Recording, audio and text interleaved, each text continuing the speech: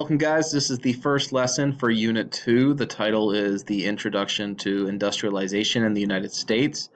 First of all, on your preview page, you need to write one paragraph explaining how your life would be different without cars, steel, oil, and electricity. So you're going to make like Mr. Velociraptor here, and you are going to be thinking about specific examples for how your life would be different. How would you light up your house? How would you heat your house? How would you cook your food? How would you get around? So I want you to think about those specific things and write a paragraph about that. Obviously, we can't talk about it here on YouTube, so we'll be talking about it in class. If you have any questions, please let me know. Otherwise, if you need to pause this and answer it, go ahead. If not, let's move on to our notes. So you should be on the right side of your interactive notebook now and begin copying this down. And we're going to focus on the topic of mass production. But the first thing I want you to do is to think about Steve Jobs. Now, when you think about Steve Jobs, you probably think of Apple. You probably think of the iPhone. And what's really cool about Steve Jobs is he took a product that was owned by very few people, was very expensive. Um, and when I'm saying this product, I'm talking about the smartphone, the modern day smartphone. He took these phones that very few people really had, and that the people who did have them, they weren't that particularly functional. They were good for sending emails and for minor internet browsing, but they were relatively complicated to use and weren't that special. He took that and he created his own phone using only a touchscreen, and he made it so simple that anybody could figure out how to use it, whether you're 2 years old or you're 90 years old. He simplified that product and he made it so that everybody could use it and everybody wanted to have it. He made it cool, he made it trendy, he made it hip. Henry Ford is the Steve Jobs of the automobile industry because he took something that existed that only the wealthy owned, that was considered to be an artisanal um, creation. Basically, one guy would build a car to the specific designs of the individual who ordered it, and it took a very long time to build, and thus it was very expensive. Ford created the assembly line, in which instead of one guy creating a car, multiple people created a car by doing the same job repetitively. So one guy would work 12 hours a day putting the steering wheel on right here.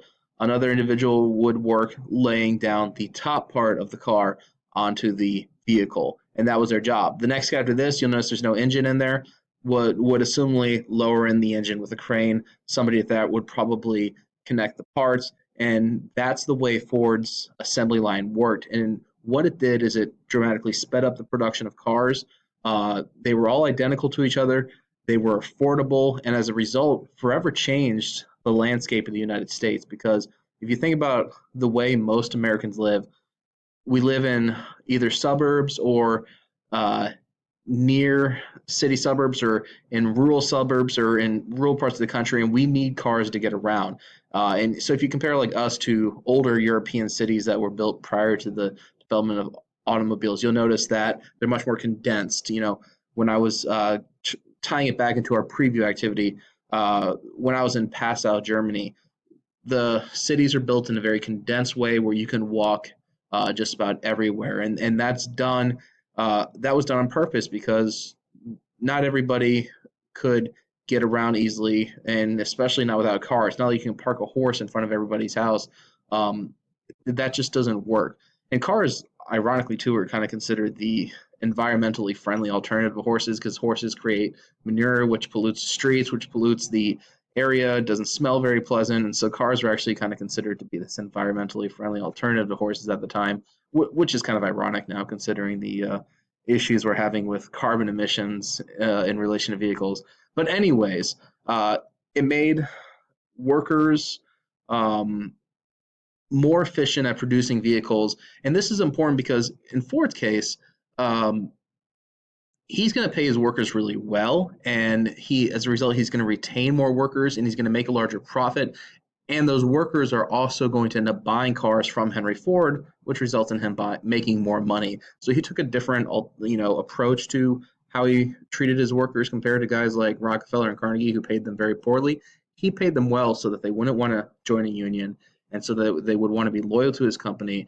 Um, and it was overall relatively smart business tactic for him, and it paid off very well. So to wind it all up, Ford's important because of this fact that he made cars more readily available. But we're kind of getting out of order here. This isn't exactly chronological, so he's kind of one of the more newbies of the people that we're learning about in this unit. But it's important to understand the reason why I introduced you to this is because it's just important to understand this idea of mass production, producing a large amount of a product. This is going to become kind of like the backbone of the American economy. This idea of mass production and the generation of wealth. Let's talk about the inventions of the Industrial Revolution quickly because this is also important to understand. Thomas Edison, he gets credit for developing the light bulb. In reality, he did not. It was actually a fellow who worked for him whose name was Nikola Tesla. Tesla invented the light bulb. Edison took credit for it. It was Edison's company. Um, that's just the way it was. Tesla then went to go work for this next guy here, George Westinghouse. And what Tesla developed along with Westinghouse was this competing electrical grid called alternating current, which competed with Thomas Edison's direct current. So you think about the band AC/DC. Yeah, you know, they were competitors, and ultimately Westinghouse won out, but then Edison sued him, and so really Edison kind of won that way. But Edison's company became General Electric, and Tesla really and did most of the work that Edison ended up taking credit for. Christopher Sholes, he invented the typewriter. Uh, you probably don't think that's a fancy technological advancement today, but back then it improved the speed of communication. And Alexander Graham Bell is obviously most famous for inventing the telephone, though he didn't, set out to invent this communication device. What he wanted to do really was cure deafness. So he did a lot of research relating communication and auditory communication. And so, he was inspired by the fact that his mother was deaf, his wife was deaf. He wanted to cure deafness, and as a result, invented the telephone, which that company ended up becoming Bell Telephone Company. And then today, the remnants of that is AT&T. So if you have AT&T, that can be traced back to Alexander Graham Bell. But the typewriter and the telephone together combined created this new job market for women in which women were expected to be secretaries. And so you'll notice that a lot of your grandmothers, they can type really, really well, like fast without even looking at the keyboard. And then your grandfathers type like this. And the reason is back in the day, girls would take classes to learn how to be secretaries, and men did not. And so that was, kind of a result of the invention of the telephone and the typewriter. Alexander Graham Bell also did audio recordings. I can't play audio from my computer over this recording software, so unfortunately I can't let you listen to it through the YouTube video, but I do strongly encourage you to Google listen to the voice of Alexander Graham Bell. He used these wax discs to record his own voice, and it wasn't until 2013 that the Smithsonian was able to extract the information from these discs. So as a result, we can now listen to the voice of Alexander Graham Bell. All right, last slide today before we wrap this up is going to focus on the railroads. The Transcontinental Railroad is extremely important because it's going to expand industry across the United States. So this is infrastructure in relation to the Industrial Revolution, because you can't have business without infrastructure. You can produce all the product you want, but if you can't move that product to the market to sell it, it's completely useless. Today, when you think about infrastructure, you might think about the interstate. You might think about I-4 or I-40 or I-95 or I-75. That interstate system is a form of infrastructure that the businesses use to ship products around the country. And when you think about it, your driveway, you can drive from your driveway to almost any major city in the US, and mostly on roads that are without any stoplights, without any stop signs, and basically free driving traffic lanes. And that actually goes back to post World War II America, Dwight D. Eisenhower saw the Autobahn in Germany, which was mostly built by the Nazis, and he wanted to recreate that Autobahn here in the United States. And so he convinced it off of military necessity, the ability to move troops if there is ever a time of emergency. But today we use it to get around, and it was actually turned out to be a great investment overall. So, yeah, the Autobahn in Germany is basically the interstate system. You guys probably think of it as being able to drive very quickly, but in reality, the Autobahn is just an interstate. Just many sections of it don't have a speed limit, and we do have sections of the speed limit. But getting back to the railroads, Chinese immigrants and Irish immigrants on the east and Chinese immigrants on the west. They're going to build these railroads until they connect. And that's going to unite the east coast of the country with the west coast of the country. And this is important because now you can manufacture a product in New York and you can ship it to California and you can sell it to people in California and you can grow your business that way. You grow your customer base. And not only that, you can ship it to California, put it on a boat, send it to China, and grow your customer base even more.